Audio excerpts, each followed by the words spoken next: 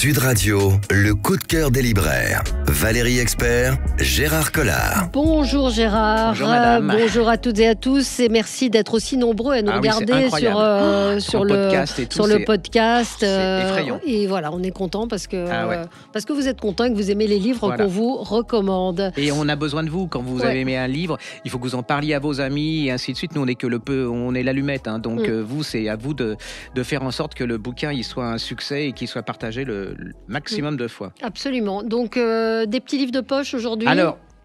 Oui, c'est ce que je vous ai dit au début, mais je vais commencer par un livre qui n'est pas de poche. Mais c'est pas si faux. Il va y avoir beaucoup de livres de poche. C'est un livre de Christine Anna. Ça s'appelle Le Chant des oubliés chez Charleston. Et je ne sais pas, j'avais complètement oublié que cette fille avait écrit. Alors, en livre de poche, il faut absolument que vous lisiez. Je vais vous donner, on vous mettra les couvertures. Elle a écrit Le Chant des rossignols, Le Vent de sable et Le Paradis blanc, qui sont absolument des merveilles et qui sont en collection de poche. Mais là, je suis tombé complètement, mais en extase. Non, avec ça, c'est peut-être beaucoup. Mais je suis complètement tombé amoureux de ce bouquin. Ça s'appelle Le Chant des oubliés. C'est chez Charleston. Elle s'appelle Christine ou Christin Anna, H-A-N-A-H. On est dans les années, c'est la guerre du Vietnam. On est une jeune femme qui vit dans une famille très aisée en Californie. Elle a 20 ans. Alors elle a le parcours tout tracé, c'est-à-dire comme la majorité des Américaines à cette époque-là, mariage, enfant, voilà. Elle fait des études d'infirmière, mais il y a un moment, elle décide que ça peut pas fonctionner comme ça. Il y a la guerre au Vietnam et elle décide, elle est patriote, d'aider son pays. Et elle va se retrouver au Vietnam. Et là, elle n'est pas préparée, pas préparée du tout. Elle se retrouve dans cette guerre qui est absolument abominable. C'est-à-dire qu'on va la voir, elle est confrontée à la violence, à la souffrance, aux cris. Vous êtes dedans, vous êtes complètement dedans, mais à la fois, elle va aussi rencontrer des amis. Il y a des moments de petite douceur dans cette guerre et tout. Vous êtes complètement dans le quotidien de cette jeune femme. Et puis, elle va revenir aux États-Unis. Mais le problème, c'est que elle n'est pas du tout considérée comme une héroïne. Elle est un peu comme ces soldats, vous savez, du Vietnam qui n'ont pas été reconnus. Ouais, c'était les hippies, c'était la grande époque où on comprend, les gosses ne voulaient pas partir faire la guerre. Et puis, elle va être oubliée, méprisée. Et l'histoire de ce livre, c'est l'histoire de ces femmes qui sont des héros, parce qu'il y a une phrase qui dit « Les femmes aussi peuvent être des héros ». Elle, c'est une héroïne. Et c'est en fait tout ce retour à la maison.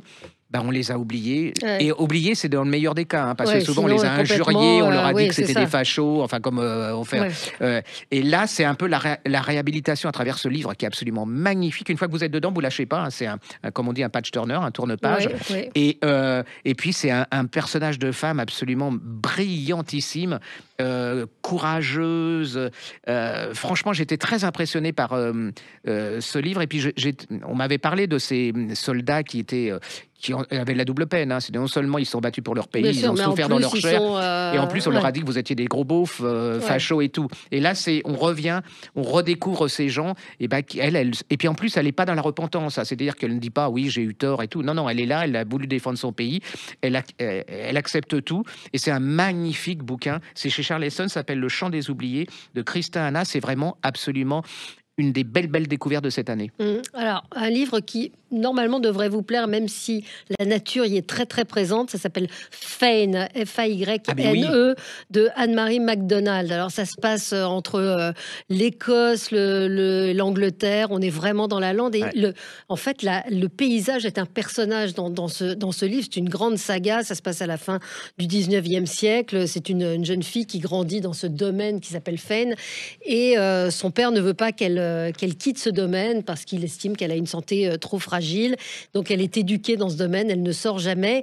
Et puis, en fait, c'est toute l'histoire d'une famille. Il y a sa mère qui a fait plusieurs fausses couches, qui a mis au monde des enfants qui sont morts, dont un petit garçon qui meurt à l'âge de 2 ans. Donc, il n'y a plus d'héritier. Donc, je ne vais pas vous raconter toute l'histoire parce que ça se découvre, ça se vit. C'est à la fois cette histoire de cette famille. Ça parle des différences garçons-filles à la fin du 19e siècle. Ça parle de la nature, ça parle de la famille. Et franchement, c'est un livre qui, là aussi, si vous cherchez une saga, un roman qui va vous emporter avec des personnages qui sont d'une richesse incroyable, vraiment des descriptions qui sont très très fines en plus.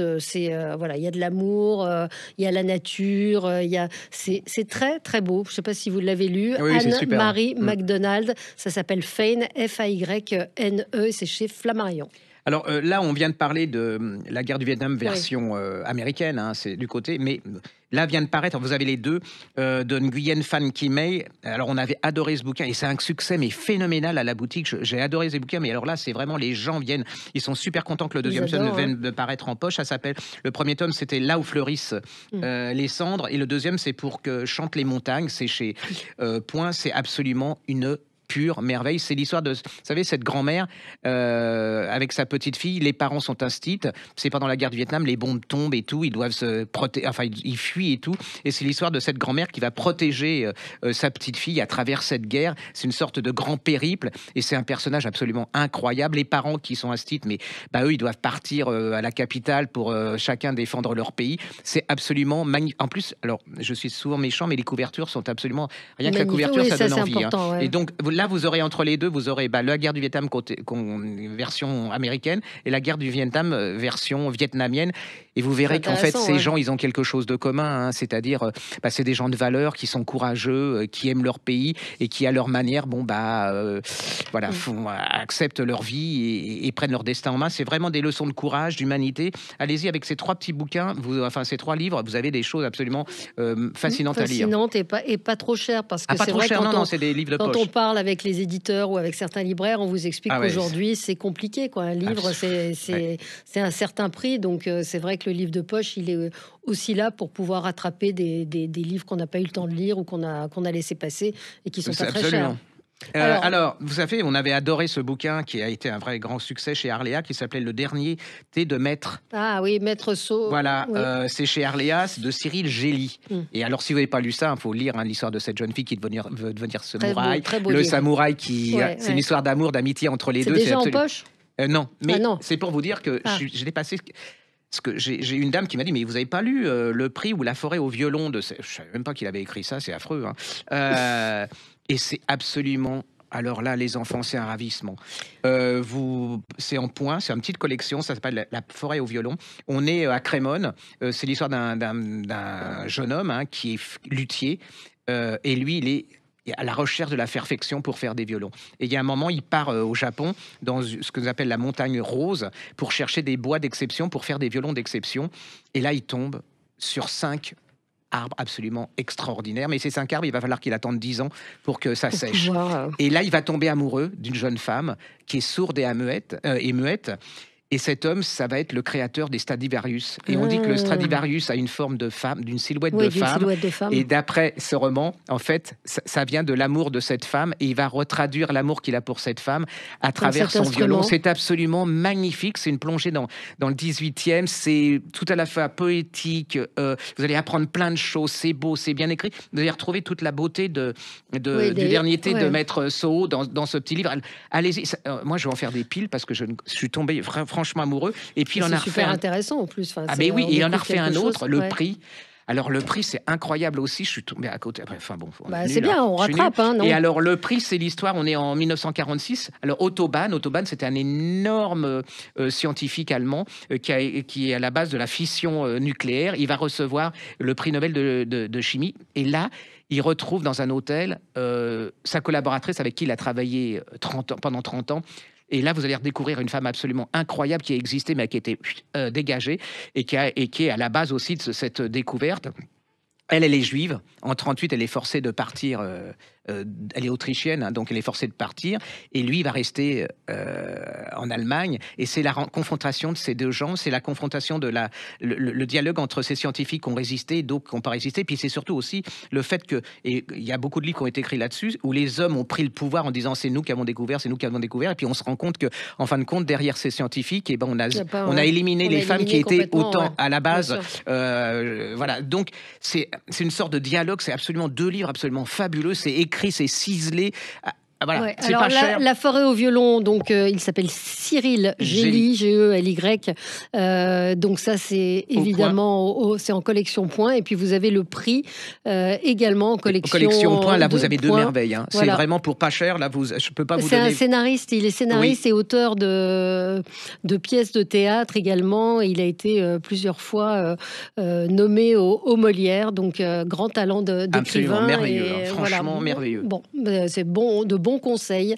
Quoi d'autre? Pareil, en poche, vient de Paris une femme que j'adore, qui s'appelle Nathalie Saint-Cric. Oui, oui, c'était super. Qui est une journaliste à France 2. Absolument. Puis, qui avait écrit Clémentine sur la femme de Churchill. Et voilà, et il y a L'ombre d'un traître chez Pocket. C'est une histoire absolument fascinante, devrait être.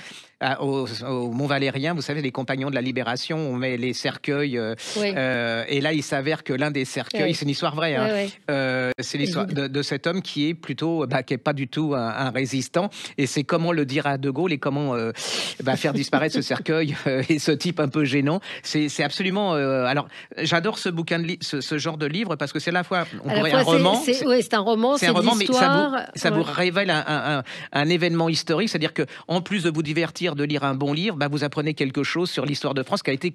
Alors pareil. Hein, qu'on n'a pas raconté. Non, on n'a pas raconté une manière de rentrer dans l'histoire. Franchement. Allez-y, il faut tout lire d'elle. Hein. Elle a fait plein de choses. Elle avait fait aussi cette histoire d'amour entre Clémenceau et puis cette qui était très âgée, cette jeune femme.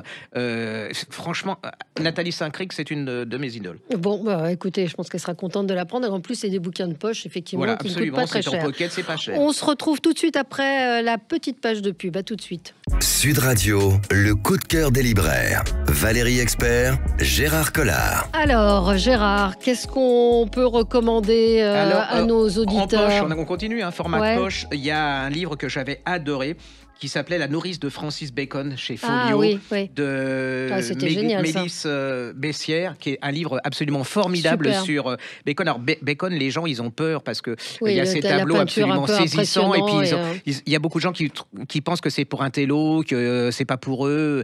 Et là, vous allez découvrir un personnage absolument incroyable, c'est-à-dire que elle a l'art de rendre vivant cet homme, de lui redonner du chair, de la sang et puis du sang. Et quand vous lisez ce livre, après, vous comprenez pourquoi il a fait ces tableaux. Il y a sa jeunesse avec ce père qui est absolument abominable. Il va souffrir, mais il va être violent, il va être incroyable. La mère qui sert pas à grand chose. Et puis c'est l'Irlande, c'est l'Irlande conservatrice. Et puis il est gay, donc à l'époque, pour un père déjà qui est très conservateur, c'est pas possible. Il va partir à Londres. On va l'envoyer à Londres dans une école très fermée comme ça. Et vous allez voir son parcours où il va découvrir des gens absolument incroyables, des gens alors qui sont aussi la majorité gay, donc le père croyait entre parenthèses le sauver alors que pas du tout. Non. Et c'est cette époque à Londres où il y a une effervescence absolument incroyable. Et puis cet homme qui va boire, il y a l'alcool, c'est un monde complètement. Il se déglingue, il se dézingue complètement. Et puis il y a ce monde absolument, ces tableaux, ces amitiés. Mais c'est l'histoire d'un petit garçon. En fait, vous lisez l'histoire de petit garçon qui va vieillir et tout, et puis qui va jamais digérer en fait son enfance et qui est un génie incontournable du XXe siècle.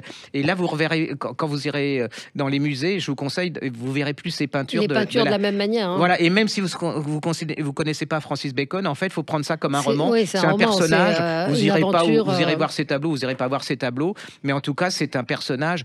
Et puis c'est terrible, c'est terrible ce qui lui arrive. Enfin c'est terrible la famille qu'il a, c'est terrible. Avec ce père.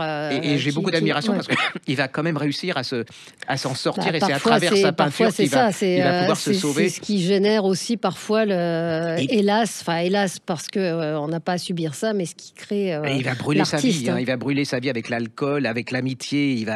Et puis c'est aussi quelqu'un, c'est un vampire. C'est-à-dire, il a aussi ce côté, et puis ces hommes qu'il aime, et puis vraiment, c'est un roman absolument incroyable. N'ayez pas peur de le lire, c'est vraiment une époque en plus. C'est une époque parce qu'on dit que c'est une époque aujourd'hui qui est encore homophobe, mais là, à côté de cette époque, c'est absolument rien. Ça n'a rien à voir. Et en plus, il était dans un milieu qui était plutôt favorable, enfin, qui le jugeait pas trop au niveau des artistes de l'époque à Londres. Allez-y, c'est vraiment un livre absolument magnifique. D'accord, très bien. Donc ça, c'est en poche. En folio. La nourrice de Francis Bacon. Voilà. Et c'est vraiment pas cher du tout. Alors, pas dans les poches, mais dans les livres qui sont sortis et qui ne marchent qui devrait marcher mieux que ça, c'est Richard Russo, Le Testament de Sully, c'est le 3e tome de sa trilogie, qui vous a plu, Gérard? Moi, j'avais beaucoup aimé, hein, et donc là, on le retrouve toujours dans ce village, enfin, ces petites villes américaines, et là, il est mort, hein. Là, il est mort, et on raconte, et donc on raconte. Parce qu'il y a tous les précédents. Alors, il vaut mieux commencer par les précédents. Il y a un homme parfait et un malin ennemi qui sont dans des collections de points. Donc, il vaut mieux commencer par ça parce que vous allez retrouver les personnages dans ce 3e roman et on découvre ce qu'ils sont devenus 10 ans après la mort de Sully. Et puis on voit aussi ce qu'ils vont devenir. Et c'est un peu l'histoire, c'est un peu cette Amérique un peu paumée, qui est toujours à côté de ses pompes. On retrouve cet humour, le côté un peu grinçant, cynique, c'est toujours grinçant, de Richard Russo. Et le dernier, il est chez Quai Voltaire. Hein. Table ronde. Ça s'appelle Le Testament de Sully. Le Testament de Sully, Richard Russo. Là aussi, vous commencez par les poches, pas cher, et puis pas cher. Et puis après, vous allez sur le Testament de Sully, très grand écrivain américain. Alors, qu'est-ce que j'ai d'autre? Alors, juste pour vous signaler que j'avais adoré ce bouquin, c'est le premier, c'est Anne-Christin Antel. Alors, c'est pas des poches, hein. Ça s'appelle Les 3 femmes de la Baltique. C'est en fait l'histoire de la Finlande. C'est incroyable parce que la Finlande, on est en train de le redécouvrir actuellement à travers les livres d'Honorek et la résistance pendant la guerre. Et là, il y a le 2e tome qui vient de paraître, qui s'appelle Anathea, c'est chez Hachette. Hein. Ils ont refait les couvertures qui sont sublimes. Alors, ils sont sublimes, mais les gens vont croire que c'est de l'eau de rose. C'est pas du tout de l'eau de rose. Hein. C'est le destin de 3 femmes. Et c'est comment, à la fin du 19e siècle, elles vont essayer de se libérer de cette société conservatrice finlandaise. C'est absolument passionnant. Puis c'est la redécouverte d'un pays qui était complètement squeezé. Pour nous, la Finlande, bon, c'est au nord. Il y a un peu de résistance pendant la Seconde Guerre mondiale face à Staline. Et là, vous allez redécouvrir un pays absolument incroyable avec des femmes incroyables. Et puis, c'est tout le paysage. Comment ces bourgeois se réunissaient pour faire des bonnes œuvres. Il y avait les très pauvres, ce conservatisme. Allez-y, on peut dire que c'est un livre de détente écrit par une grande écrivain. Oui, donc à lire absolument. Peut-être redire un mot du lit clos, ce livre que vous aviez beaucoup aimé, vous nous en avez parlé il y a 15 jours. Et les gens, le retour des gens. Et les gens adorent ce livre, donc reparlons-en parce que c'est... Et je trouve qu'il n'a pas le succès qu'il mérite parce que c'est vraiment l'histoire. On est à Douarnenez dans les années 1924. Dans une sardinerie. Oui, dans une sardinerie. Et ça va être un événement qui va marquer l'histoire de France, même si elle a été oubliée. C'est la première grève générale des femmes dans toute la ville de Douarnenez. Et c'est aussi l'histoire d'amour interdite de 2 femmes qui vont se rencontrer. C'est l'histoire d'une femme qui est très... elles sont très différentes l'une de l'autre. Oui, il y en a une qui est très citadine dans l'absoluet qui est communiste, et puis il y en a une jeune qui vient de la campagne de Douarnenez, très conservatrice, très catholique, absolument. Et pour elle est totalement amoureuse de cette femme, mais c'est l'enfer, quoi. C'est pour elle, c'est pareil, c'est une autre époque. Voilà. Et comment c'est le mélange de ces 2 événements, et puis ça va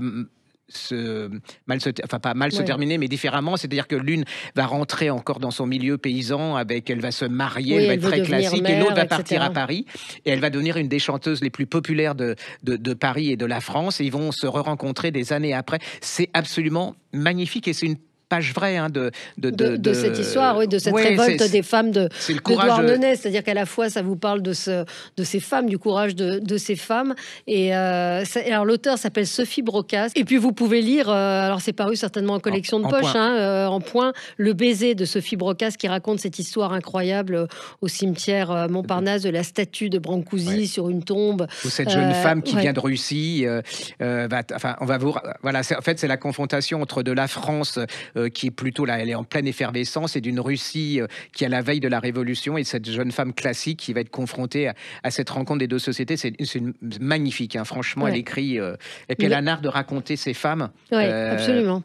De la psychologie des femmes, et franchement, le lit clos, c'est vous qui me l'avez fait découvrir, c'est un livre vraiment passionnant, intéressant, qui raconte cette révolte des femmes dans le port de Douarnenez en 1924. Ça s'appelle Le lit clos. Sophie Broca, c'est chez Mialet-Barreau. Alors, je vous propose, pour 4 livres, pour toutes vos vacances, en pocket, vous allez partir, mais vraiment tout oublier, un livre d'aventure. Le premier, c'est de Éric Marchal. Il avait fait un livre qui s'appelait Les routes de la soie, qui était absolument incroyable, qui est une grande saga historique. Et là, il vient de faire paraître, elle est complète, c'est pour ça que je vous la fais en pocket. Ça s'appelle Le soleil suivant. Et alors là, vous êtes au XVIIIe siècle, ça commence, vous allez vous balader à Venise, à Saint-Pétersbourg, à Paris, c'est tout le XVIIIe absolument incroyable. C'est plein d'aventures, de rebondissements, c'est l'histoire d'un chirurgien et la recherche d'un livre secret, un codex, et vous allez parcourir cette Europe. Alors, il y a de l'amour, il y a des complots, il y a des meurtres, il y a absolument incroyable. Mais ce type est surdoué pour nous faire revivre une époque. C'est ça que j'aime bien. C'est-à-dire qu'il va vous faire redécouvrir des tas d'épisodes. Vous allez rencontrer des personnages absolument incroyables, redécouvrir des personnages historiques. Ce type est un surdoué du roman historique. Et j'avoue humblement que je n'ai pas absolument assez aidé cette trilogie quand elle est parue en grande... Alors ça s'appelle Le soleil suivant.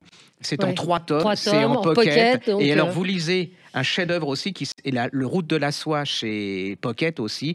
Vous lisez ces 4 tomes, vous allez redécouvrir un siècle absolument époustouflant. Et il a un art de raconter... Et puis vous allez tout oublier. Il peut pleuvoir, pas avoir de neige. Votre belle-mère est peut-être là. Vos enfants vous ennuient comme pas un. Ils vont mourir de faim parce que vous allez vouloir suivre les péripéties de ce chirurgien absolument incroyable. Et puis de cette femme vénitienne qui va le suivre dans toutes ses aventures. Voilà, c'est un grand moment de lecture historique. Redites le nom de l'auteur. Il s'appelle Éric Marchal. Faut tout lire de lui. Et c'est en pocket. Et ça s'appelait Le soleil sur la route de la soie en pocket. Et là, c'est Le soleil suivant chez Pocket, tome 1, tome 2, tome 3. Allez, on lit tout ça. Merci Gérard, c'est fini pour aujourd'hui. On se retrouve la semaine prochaine. Très bonne journée. Sud Radio, le coup de cœur des libraires. Valérie Expert, Gérard Collard.